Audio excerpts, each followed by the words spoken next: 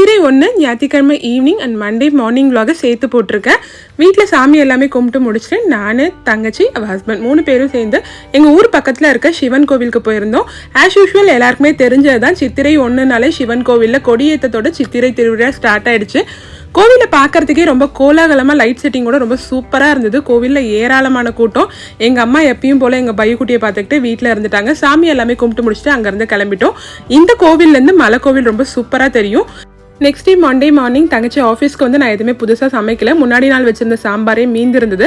சாதம் மட்டும்தான் புதுசாக வச்சிருந்தேன். உருளைக்கிழங்கு பொரியலும் இருந்தது.